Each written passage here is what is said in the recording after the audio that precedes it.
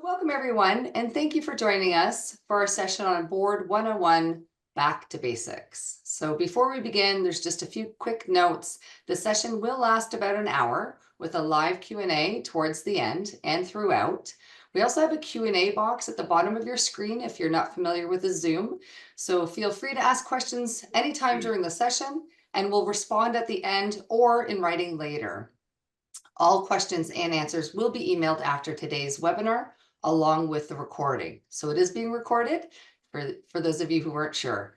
We'll also have some few anonymous poll questions during the session. So please participate by selecting the option that best fits you. We value your feedback. So when logging off today, there will be a survey that will pop up, allowing you to give us some feedback on the session and provide some additional comments. My name is Stacy Kirk, and I am the Vice President of Client Engagement and Business Development for First Service Residential in Ontario. I've worked in the condo industry for over 15 years, and I currently teach the CMRAO mandatory licensing courses offered through Humber College. Today's speakers and my esteemed colleagues, Stephanie and Alana, will also share with you their experience and background. Stephanie? Hello, my name is Stephanie Cox, and I'm a VP of Operations with First Service Residential. By way of background, after completing my Bachelor of Business Management degree, I started managing condominiums in a family business, which was merged with Brookfield in 2000. I've been with Brookfield, Crossbridge, now First Service Residential for 25 years, and in the industry for 35 years. So I'm very happy to be participating in this webinar, and I hope you find it informative. And Alana. Hi, everyone. My name is Alana Phelps. I'm also Vice President of Operations with First Service Residential. I've been in the condominium management industry for 23 years, starting off in the GTA with townhouses, and I've been with the First Service organization for 20 years. So I'm so excited to join everybody this afternoon, and thank you for taking time to be with us today. Excellent. And let's get to know you. Here's our first poll. The question is, how long have you been a board member? 0 to 2 years, 3 to 5 years, 6 to 8 years, or more than 8 years? And that's quite, quite a volunteer position if you've been more than 8 years, but let's see. Okay, and can we get the results of the poll, please? All right, so we've got a good mix here. We've got a lot of veterans for sure. Yeah, absolutely. Okay, wonderful. So, and here's our agenda. Our goal as a management company is to provide board members with an informative webinar on key topics like this. We believe that board members can make more confident decisions by learning from experts and decisions and discussing important issues. And I don't know if you calculated, our combined total is 75 years of industry experience right now on the screen. So with that said, I will turn it over to Stephanie to kick off our session. Thank you, Stacy. Okay, we're going to start with the board goals. So board members are elected by the owners to manage the affairs of the corporation with a proper standard of care. It is often the biggest financial investment of owners, so the board has a very big responsibility to ensure that their building is well maintained, that it's safe, financially sound, and that the community are able to coexist in a harmonious way. This is not an easy task, which is why boards partner with management service providers. Your management team can attend to the day-to-day affairs of the corporation and present information in a precise, informative way so the volunteer board members can make sound decisions.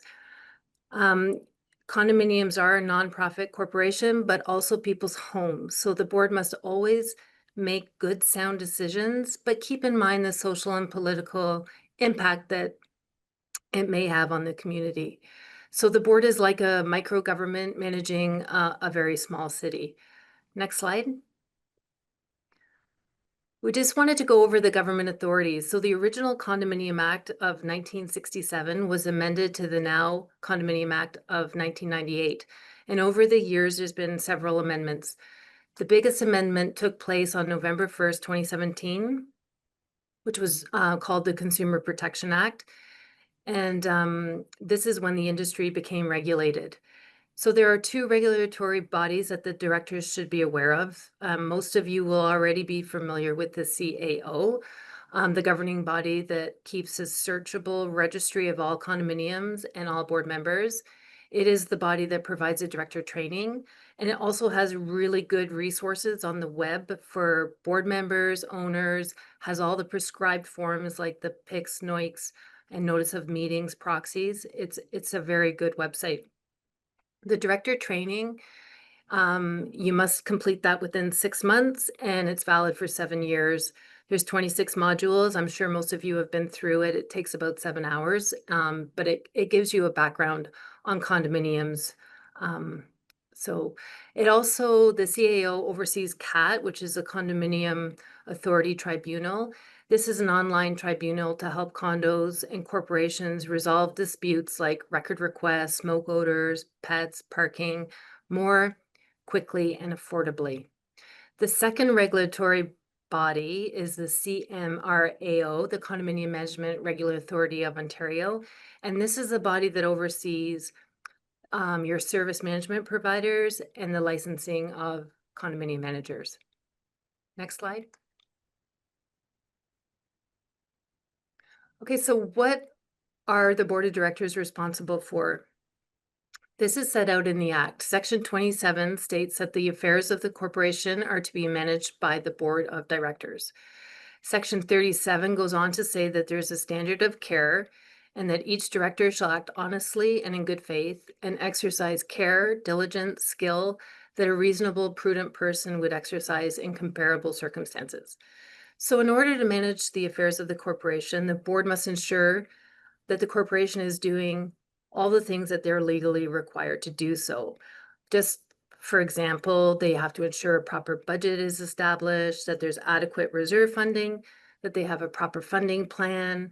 They have to ensure that the units and common elements are maintained and repaired properly, proper records are being kept, and overall ensure compliance with condominium legislation and the documentation.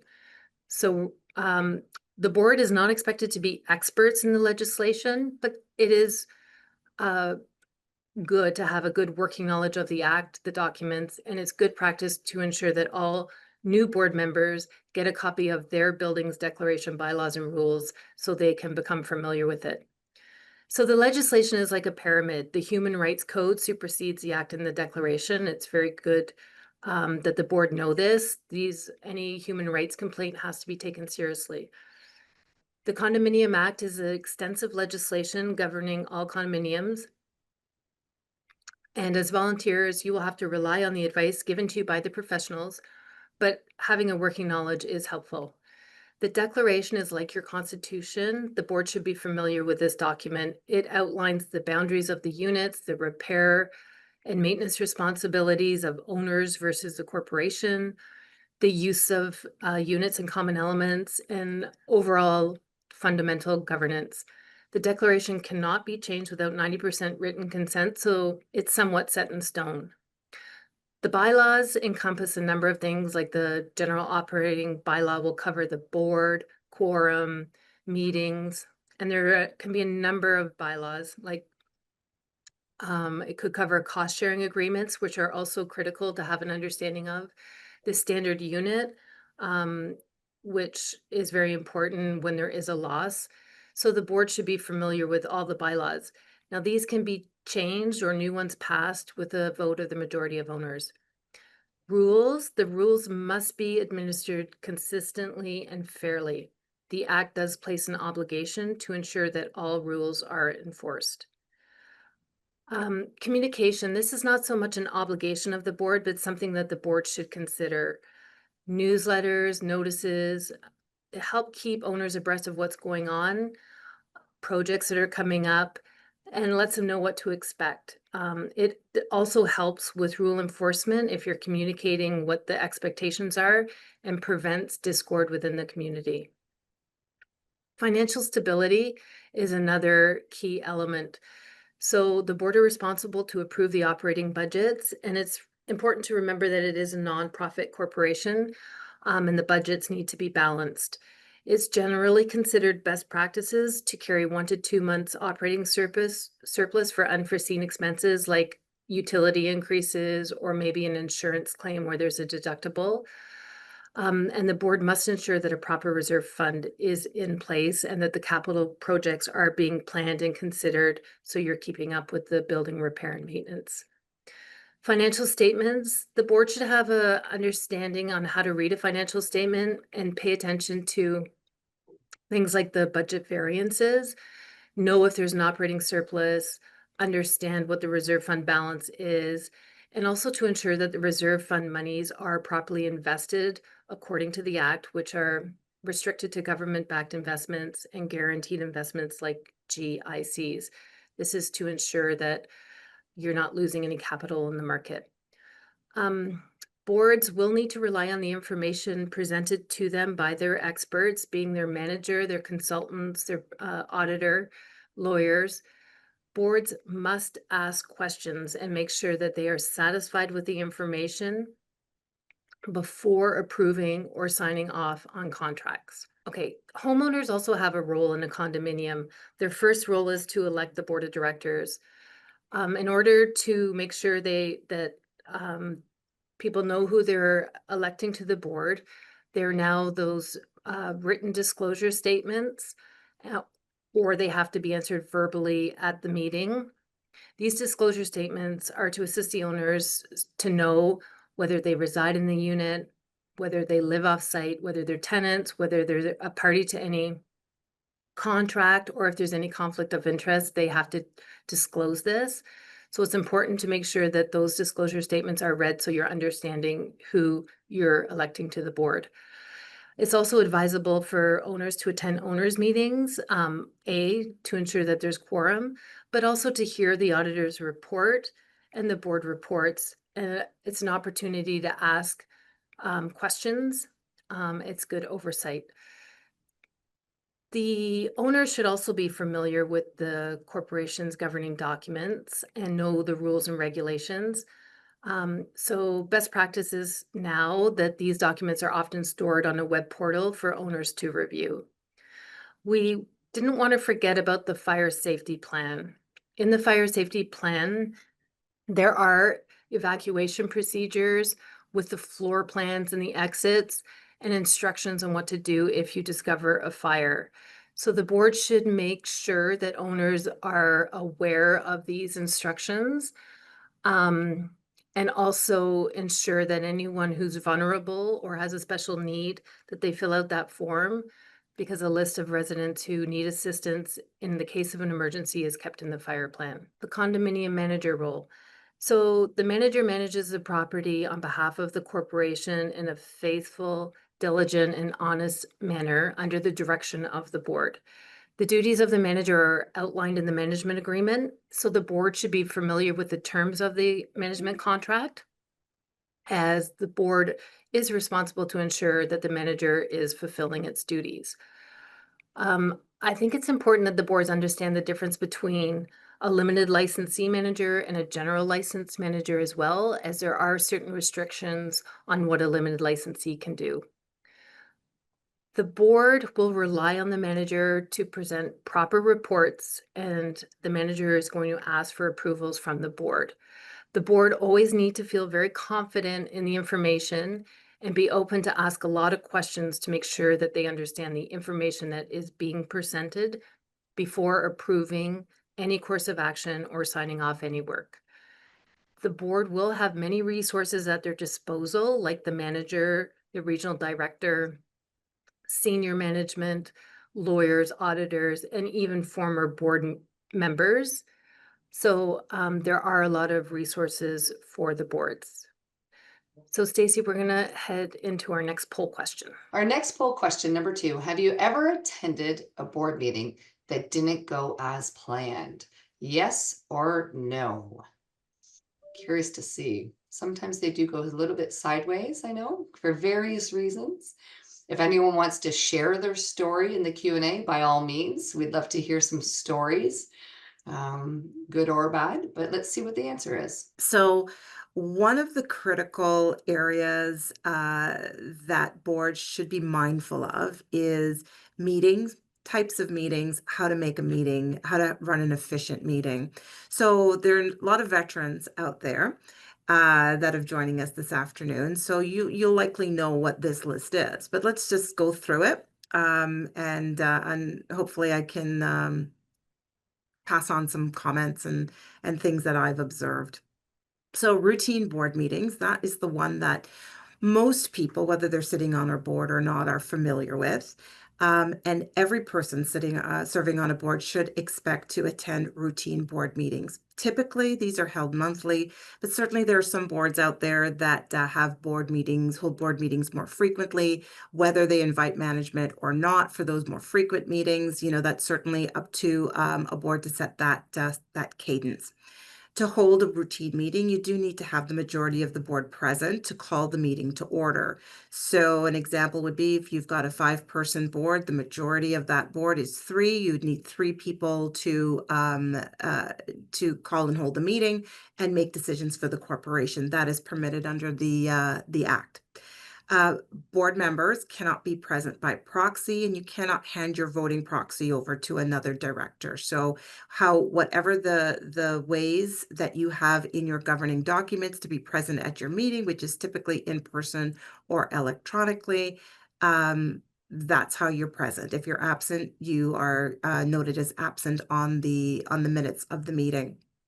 And the purpose of a routine board meeting is to review the condominium corporation's most current monthly financial statement, to review the manager's report, where the manager will be reporting you what happened throughout the month, and to discuss active and new business.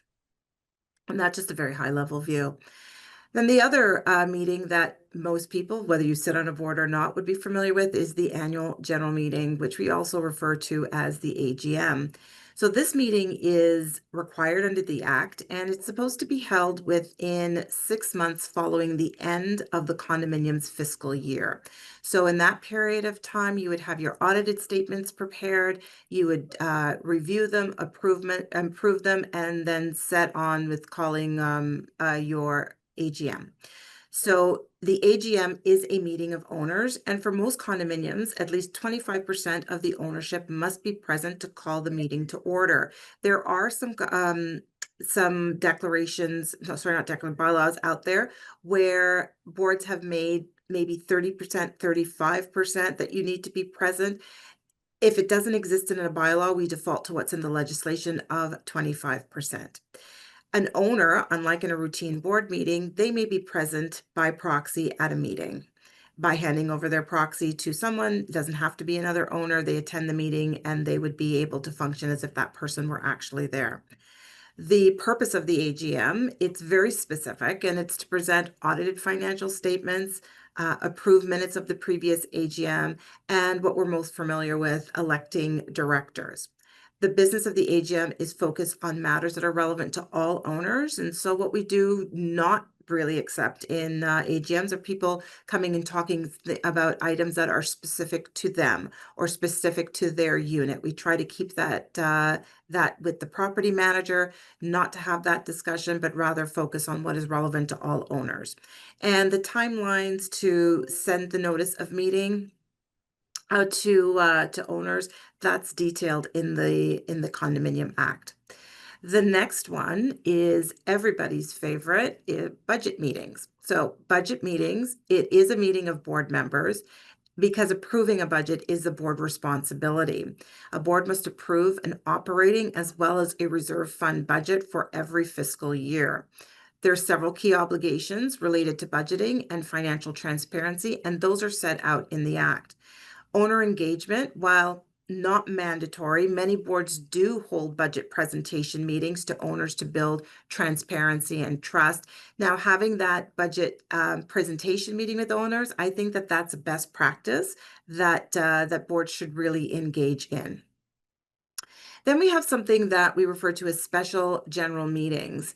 And I'm going to bundle the next two, special general meetings and requisition meetings.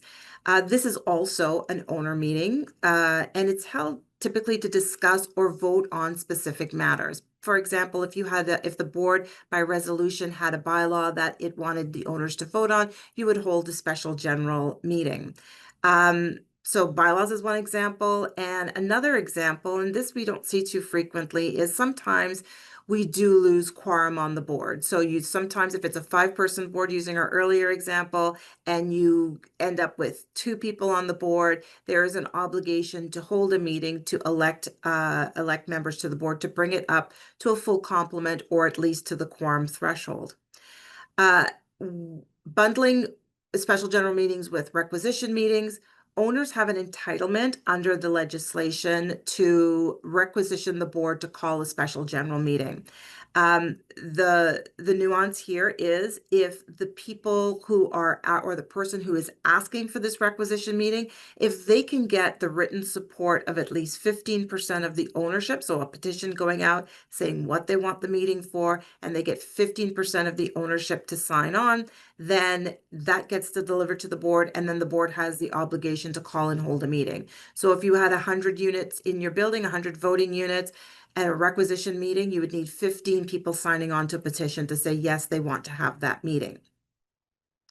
And similar or the same as an AGM meeting, in order to call and hold an SGM, whether it's a requisition meeting or whether it's a meeting that's been prompted by the board on its own accord, that is 25%, unless your governing documents say differently. Ownership, again, they can be present by proxy. The Act, again, also sets out the timelines for a notice of the SGM and requisition meeting, which is similar, if not in many parts, the same as calling an AGM. And finally, we've got town hall meetings. And I can say for the years that I've been in this industry, the town hall meetings has really grown in popularity. And I think that that's a really fantastic thing because it does have owners engage and it does give board members an opportunity to demonstrate what they are doing. A lot of people are very quick to criticize perhaps things that are happening in the building, working behind the scenes. You know how the sausage is being made, so to speak, but having a town hall meeting opens up that transparency. It can be to make presentations, obviously to engage owners, to share updates, to gather feedback. If there's a major project coming up or if anything that you think that you would like to get feedback to guide your decision making. A town hall meeting, as opposed to an annual general meeting or a requisition meeting, it's not required by the Act. So that's solely at your discretion as board members to make that decision. But at the meeting, it is considered a best practice that you treat it as you would an owner's meeting and make sure that you've got minutes taken of that meeting. So anyone who wasn't able to attend would know what was being discussed. The most critical thing being town hall meetings, there is no binding vote that can be taken or made at a town hall. Next slide. So I guess following up on the types of meetings, the natural area for us would be efficient board meetings. And I noticed there was 55% of those present said that they have been at a meeting that's gone off the rails, gone sideways. There's some basic things that we can do to have efficient board meetings, and I'm just going to go through a couple of them. You see them up on the screen. I would say the first is to start on time and ensure quorum. And that might seem like a pretty basic thing, but you need to be working with your board colleagues and everybody needs to be respectful of each other. And if you set your meeting, that's a commitment that you have and you should attend the meeting. Obviously, emergencies come up in everybody's life, but certainly to have that schedule, that adds the professionalism to a condominium board. So as we discussed before, quorum is the minimum number of board members who must be present at the meeting for the meeting to be for you to be able to make official decisions and have those decisions made by the members voting. A meeting, whether it is a board meeting or an owner's meeting, is not duly constituted until quorum is achieved. Now, I've emphasizing that because interestingly enough, there are a lot of questions about what is quorum? What do we need in order to make a decision? So if you don't meet quorum, the meeting has to be rescheduled. And again, no proxies at board meetings. The second for an efficient meeting is to remember that every member gets a vote. Some of you may have experienced a board where the president only casts a vote when there is a tie. There is no provision in the Act that allows a president to reserve their vote solely as a tiebreaker. So everybody has an equal say, everybody has an equal vote on a condominium board. So every board member is expected to participate in the decision-making with the majority vote carrying the issue. In fact, all directors, including the president, are expected to vote on all matters unless they declare a conflict of interest or are otherwise disqualified from voting on a specific issue. The third, I think, is perhaps the most critical, is the material that board members are provided in advance of the meeting by the manager. You should read through them in advance of the meeting. Under the Condominium Act, it is the board who is charged with managing the affairs of the corporation, as Stephanie mentioned earlier, and each board director bears a considerable weight of responsibility and accountability to the ownership. Sometimes you may hear, or I'm hearing it more frequently, that condominium boards are actually the fourth level of government. It is a directorship that is elected, and it's enshrined in legislation of the province. So that there's a responsibility that's tied to that for sure. Prior to each monthly board meeting, management should submit a comprehensive report to the board. Now, we need to be held accountable as well as your property manager. So if the report that you're receiving isn't what you would like to receive and how you want to set the tone for your building, we have, we have those discussions, and we make sure that the board gets the material and information that the board wants to get to make sure that their meetings run smoothly and they have the information, the correct information to make decisions. So the report that you get from the manager should at a minimum include a financial summary, administrative updates, projects on progress on both major and minor projects, a summary of owner communications, updates on legal insurance matters, an arrears report, vendor performance notes, upcoming tenders, and any strategic or operational recommendations.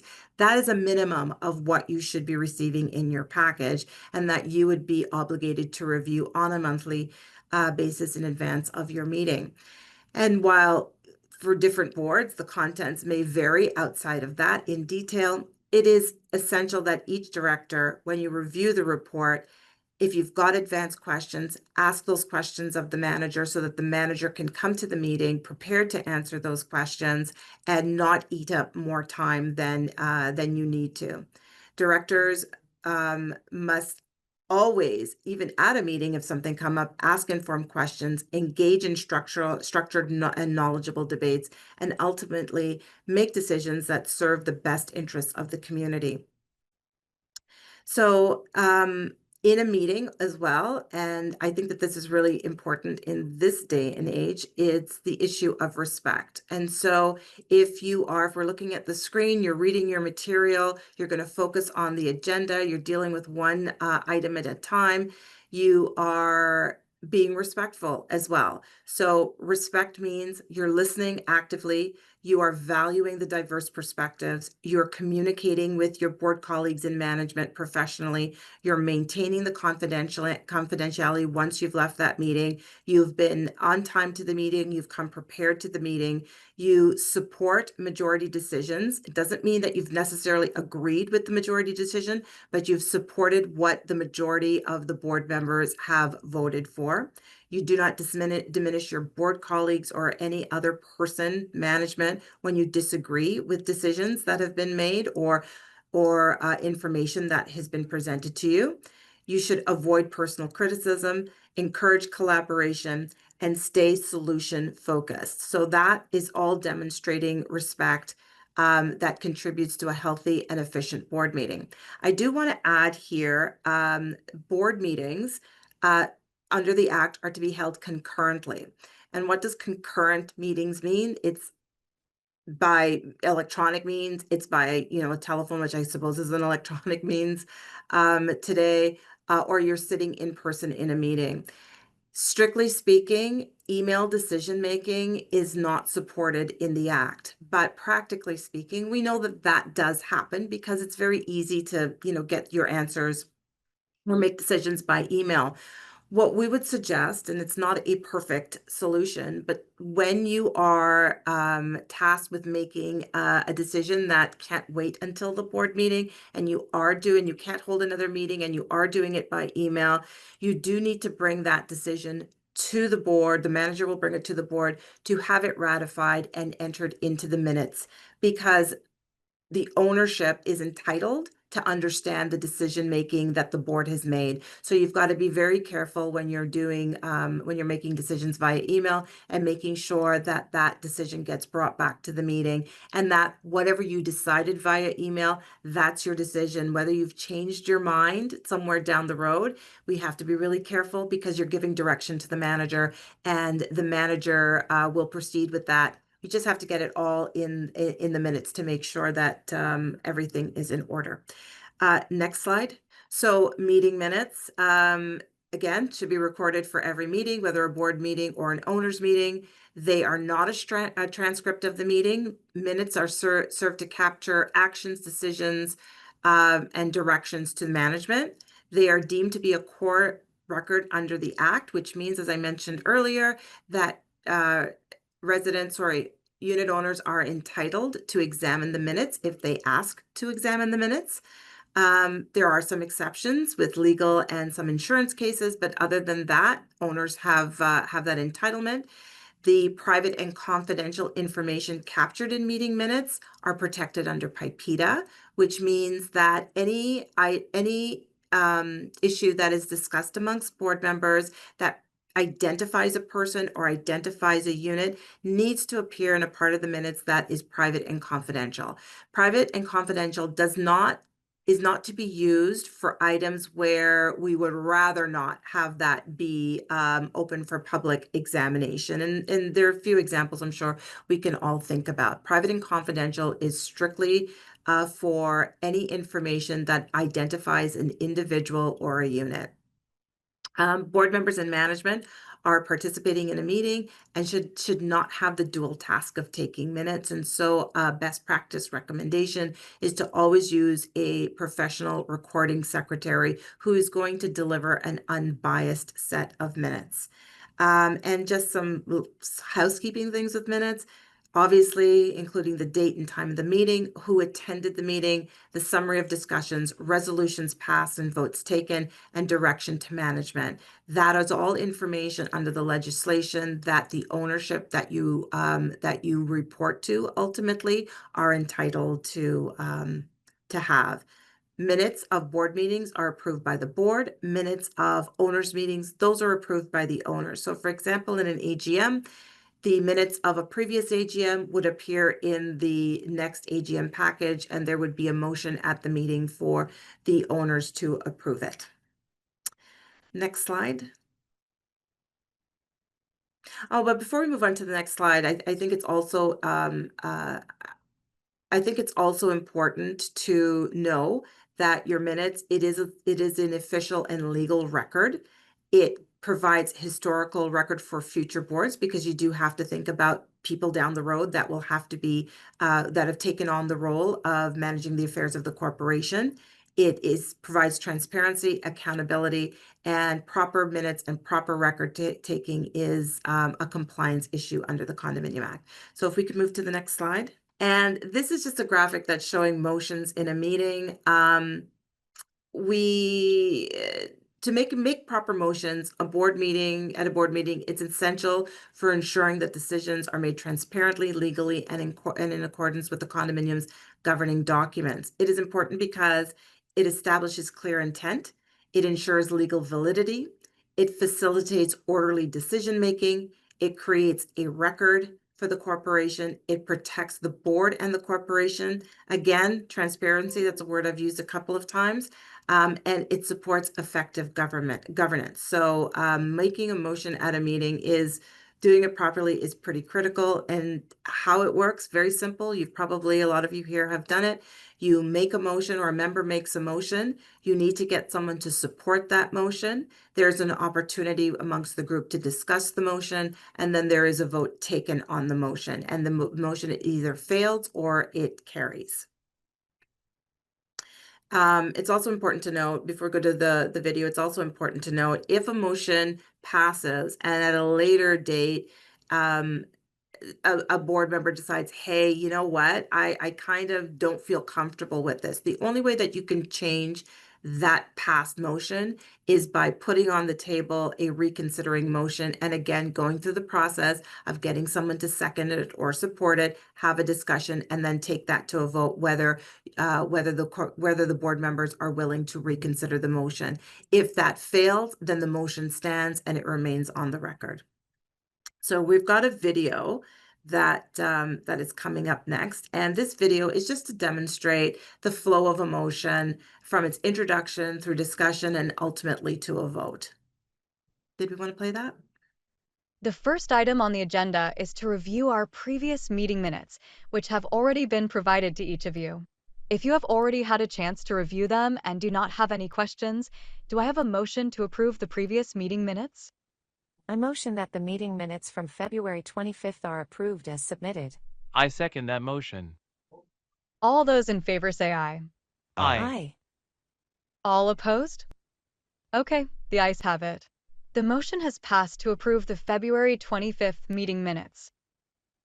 Next on the agenda is to hear from the Landscaping Committee chairperson. The Landscaping Committee has met with several vendors and collected 3 competitive bids, which have been provided in the meeting packet. It is the recommendation of the committee that the board consider going with ABC Landscaping to provide the landscaping services in the community. Thank you, Greg. We have had a chance to review the information provided. I would like to motion that we approve ABC Landscaping for the annual cost of $35,000 as presented by the Landscaping Committee. I'll second that. Any discussion? Did they include grub treatment in the chemical section? Yes. Thank you. That's all I was curious about. If there are no other questions, we will hold our vote. All of those in favor of approving the ABC Landscaping bid in the amount of $35,000, say aye. Aye. All opposed? The ayes have it and the motion has carried. The board has approved the landscaping contract with ABC Landscaping in the amount of $35,000. So that's a it's a simple video just to demonstrate the flow of emotion. And you notice there was one gentleman, I think it's Greg, who decided that he was not going to vote in favor. And you've also noticed in the video they've got an audience, the board. We're assuming it's the landscape committee, but it could be, just regular owners. For board meetings, the best practice is that it is only attended by board members, because you're going to be privy to information that is protected by PIPEDA. So I'm not saying that as a board you couldn't invite people to the meeting, but you've got to be very careful about what is being discussed when other people outside of the elected directors are there. So the scenario is acceptable in certain circumstances, but again, board meetings are usually exclusively reserved for board members. Next slide. Hey, thanks, Alana. We are now at another poll question. How long, if you were listening to what Alana was saying a few slides ago, she was talking about the meeting minutes. So how long do you have to keep the meeting minutes? Is it 1 year, 7 years, or in perpetuity? Okay, so we've got a few people saying a few things, but majority is saying in a perpetuity. That's correct. It's permanently. You have to keep. No, I think people are saying 7 years, 60%. Oh, sorry, 60% said 7 years. Okay, yes. You keep the minutes forever. So as long as your corporation is a condominium corporation in the province of Ontario, your minutes are forever. So that is of critical importance, record keeping. So Alana, there's actually, we have a few slides left, everyone. So the time is 1:40. We'll just get to, there's been some great questions, one specifically on the minutes. So Alana or Steph, feel free to answer. Do you need to have a correspondence section in the minutes? Example, an owner writes to the board an email address and asks that an arborist be hired to examine the trees on the property. So I do think that the manager should report the correspondence that has been received. There's some things that the manager can handle under the direction of the board that may know the answer, and would report to the board. So I do think a correspondence section is helpful in terms of understanding. Perhaps there's a pattern that's going to develop, or you get as a board information with respect to what are the hot button issues in your corporation, and also understanding if there's some people who have issues that are just related to them and their unit. So I do think that you can have it, but ultimately it would be the board decision. If you decide, hey, we don't want that to be part of the minutes, then you don't have to include them. But if you've discussed them, it should appear somewhere. A listing, not necessarily. Okay, wonderful. Well, let's get through the next few slides. Alana, I think the next slide is for you. Okay, so we're looking at the board's ethical code of conduct. So I think it's important to state there is nothing under the legislation or regulation that a board has to sign a code of conduct. You sign disclosure statements prior to putting your name up for election, but there's no official code of conduct. So we pull information out of the Act. Now, there are two important points. In the Act, there is language about acting honestly and in good faith, and exercising care, diligence, and skill that a reasonably prudent person would do given similar circumstances. So those are the most critical in my view. And that's what appears in the legislation. But certainly, other things that we would look at is avoiding conflicts of interest. So if there is a conflict of interest, you owe it to your board colleagues to make that declaration and then excuse yourself from any voting or discussion on the issue where you have a conflict, that you're maintaining confidentiality, that you're treating others fairly and with respect, that you comply with the legislation, regulation, and governing documents. I can say, I've sat in many AGMs, and there's some people who put their hand up and they want to run for the board, and then they make some statements of what they're going to do. But the reality is, if that doesn't comport with what's in your governing documents for your condominium or the legislation or the regulation, they aren't able to do it. So every person sitting on a board is bound by the same rules and restrictions as any other condominium in the province of Ontario. Just moving down the list, being transparent and accountable, maintaining a professional conduct at all times, and doing what you can to minimize conflict. Conflict will come. How we deal with conflict is our choice. We should always behave professionally when we're dealing with conflict. And, as a professional condominium manager, we've all seen, like Stephanie, I know you've seen, Stacey, you've seen things that have not gone well, and it's because people have allowed themselves to stray from acting in a professional and business-like manner. Yeah, exactly. Did you Thanks, wanna- Alana. And Stephanie, why don't you take us through the most common board mistakes? I think one of a big common mistake of boards is not seeking legal or engineering advice when needed. Boards have to understand that managers are not lawyers, and we're not engineers. So there are instances where it is the better practice to seek legal advice for instance, disputes with difficult owners. You don't want to put your manager into confrontations. Sometimes it's better to get the lawyer to handle very difficult situations. And also if there's like water penetration in a building, you can't rely on the manager to develop the scope. Even contractors, some of these maintenance issues are difficult. We're not subject experts, and the board is better to get an engineer to find the real problem, write the correct scope, and oversee contractors. So you don't want to throw good money after bad money. And I think seeking professional advice when needed is very, very important.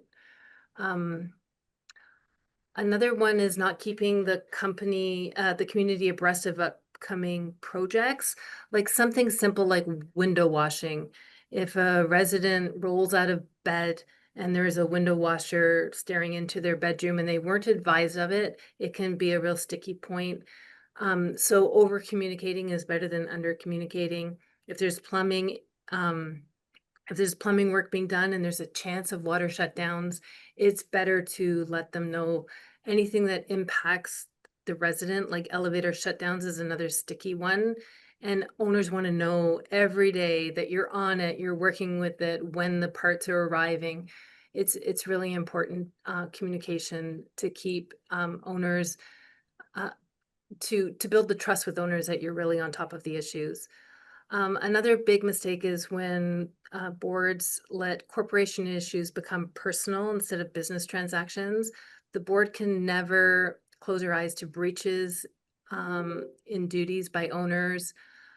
Rules, policies must be enforced consistently. You can't let your friend have a free guest suite, or there's a no pet building, but your neighbor has a cat. You have to treat it, these types of behaviors are not acting in good faith and can be harmful to your community in the long run.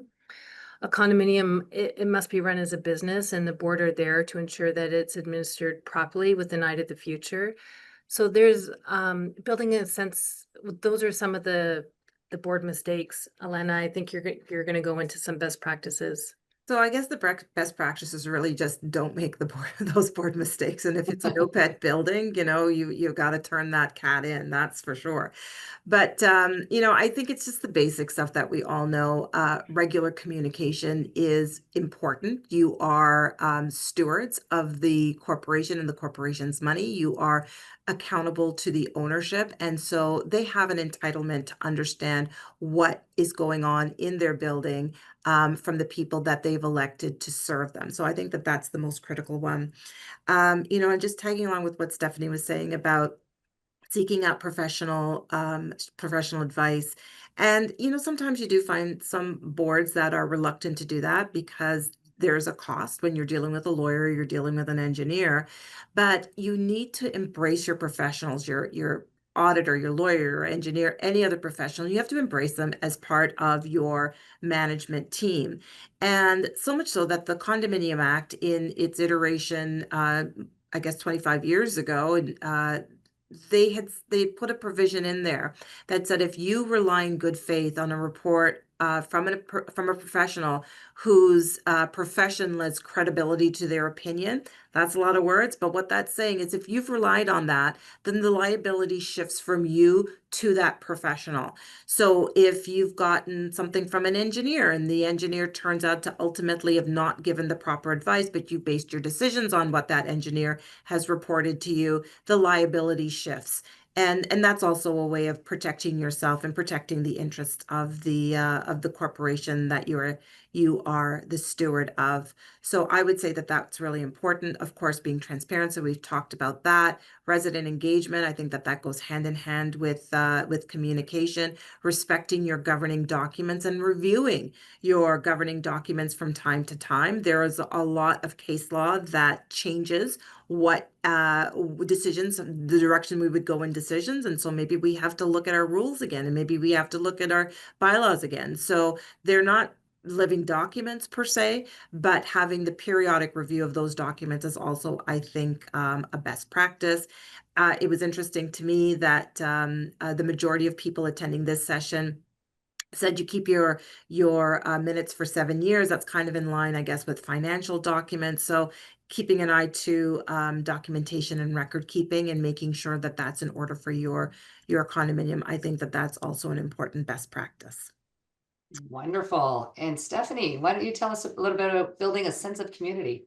Okay, it's really important to have a cohesive community, and there are ways to foster this. I think if the board knows their community, like whether the demographic is mostly elderly residents or if it's highly tenanted, the communication might be a little bit different, or the gatherings might be a little bit different. So it's good to know your community and to encourage community involvement, whether this is enlisting residents to sit on committees, planning social events to foster the community, holding town halls, keeping residents abreast of what's going on in the community, all getting owners involved. It just makes the community run better. The last thing that I just want to talk about is always being respectful to owners and residents. Residents, even if they're tenants, they're residents of your community, and we need to always take immediate action and resolve the issues, be open and transparent, and gain the trust of the community at large. Great.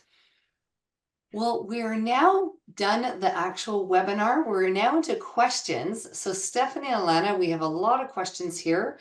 We only have about 8 minutes left in the webinar. We do, as I said at the beginning, keep this within 1 hour. So we'll just randomly select questions. If your question is listed here and we don't get to it, not to fret.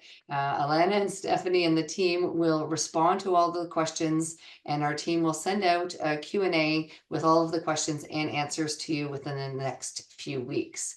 So why don't we get to one here? It's right on the topic of disrespect. I know we talked about it a lot. Stephanie, if you want to take this one, what is the recourse if one board member is disrespectful to another? Have you ever encountered that, or is there any advice you would give to that? That's always a very, very difficult one. I mean, the first approach is always to try and address it in a professional manner. Sometimes if it's really bad, you do need to engage your legal counsel. Like Helena did speak to the code of ethics not being a requirement, but you can pass a bylaw to make it a requirement, and then it's more enforceable. Lawyers are successful at enforcing behavior through this code of ethic, so it is something to look at. If there is an issue, you should seek legal advice, and there are ways to cope with this type of behavior. Yeah, that bylaw has actually been tested in court and it does hold up. But I know that sometimes passions go high and people may say things and you're not running off to your lawyer every time that happens. But certainly as an organism, your board has to take that disrespectful behavior seriously and have a meeting, have that be an agenda item. You can have it behind closed doors to set what the expectation is for behavior amongst board members when you're at a meeting or even when you're out in the building. So it is tough to deal with depending on how disrespectful somebody's been. We've seen things that have been like really off the charts where, police and lawyers have had to get involved, but certainly I think set the foundation. And at the start of every AGM, I think that that's a discussion that, and if you don't have a bylaw, that's a great thing to have. But at the beginning, at the first meeting after an AGM, have a conversation of what the expectation is for each board member. And then hopefully people will be respectful of that. And if they are not respectful of it, first step, have the conversation, then you may have to escalate if it becomes something that is not tolerable.